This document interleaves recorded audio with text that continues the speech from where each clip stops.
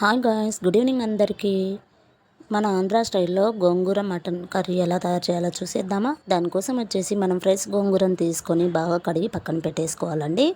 ఒక ప్యాన్లో ఆయిల్ వేసేసి ఆయిల్ హీట్ ఎక్కిన తర్వాత పోపు దినుసులు ఆనియన్స్ వేసేసి అవి హీట్ ఎక్కిన తర్వాత మనము రోట్లో దంచి పెట్టుకున్న అల్లము వెల్లుల్లి ఆ 2 రెబ్బలు కలిపి దంచి పెట్టుకున్న పేస్ట్ను వేసేసి బాగా ఆయిల్లో ఫ్రై చేసేసేయాలండి. ఇక్కడ వచ్చేసి గోంగూరలో సాల్ట్ కూడా యాడ్ చేసేసుకోండి, పసుపు యాడ్ చేయాలి.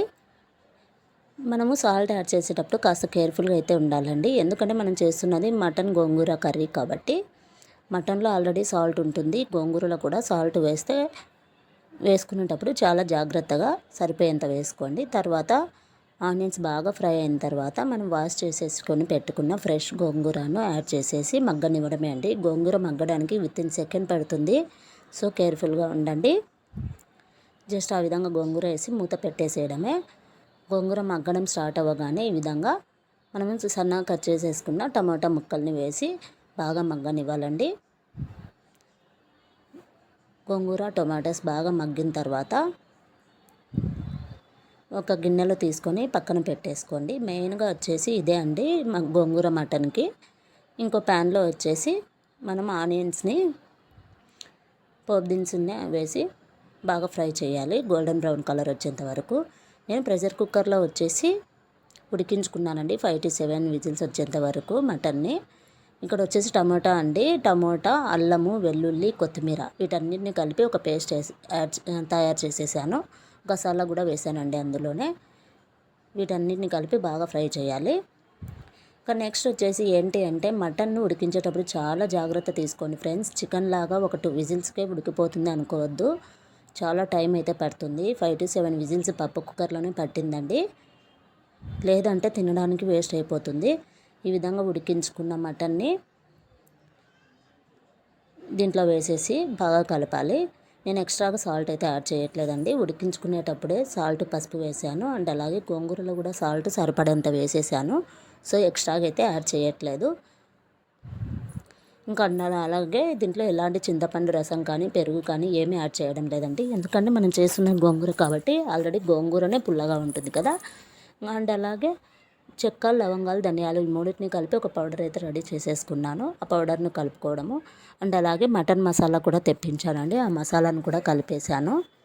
టేస్ట్కి సరిపడా కారం పొడి వేసి బాగా కలుపుకోవాలండి. బాగా కలుపుకున్న తర్వాత ఉడికించుకోవడానికి తగినంత వాటర్ వేసి ఉడికించాలి. మటన్ ఎంత ఉడికితే అంత టేస్ట్ అయితే వస్తుందండి, చితికిపోవడం అనే సమస్య అయితే ఉండదు. సో మటన్ను బాగా ఉడికించుకోండి. అంతేకాకుండా పప్పు కుక్కర్లో ఉడికించేటప్పుడు కూడా చాలా కేర్ఫుల్గా నీసు వాసన పోయి వాటర్ అంతా పోయేంత వరకు అయితే ఉడికించేసేయండి ఫ్రెండ్స్, ఓకేనా. ఎందుకంటే చికెన్ లాగానే అనుకొని మాత్రం చేయకండి, మటన్కు చికెన్కు చాలా డిఫరెన్స్ ఉంటుంది. చికెన్ను చాలాసేపు ఉడికించాలి, అది కూడా ప్రెషర్ కుక్కర్లో పెట్టే వాళ్ళమైతే దాదాపు 7 విజిల్స్ అయినా రానియండి మినిమము, ఓకేనా ఫ్రెండ్స్. ఈ విధంగా వాటర్ వేసి బాగా కలిపిన తర్వాత ఈ విధంగా ఉడికేటప్పుడు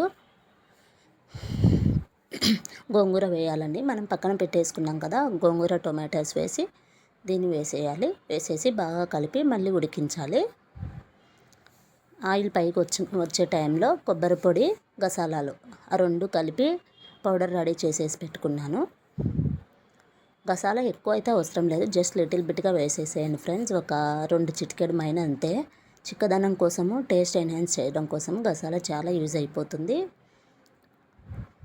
ఈ విధంగా ఉడుకుతూ ఉన్నప్పుడు కొబ్బరి పొడి, గసాలాని యాడ్ చేసేసుకోవడమే.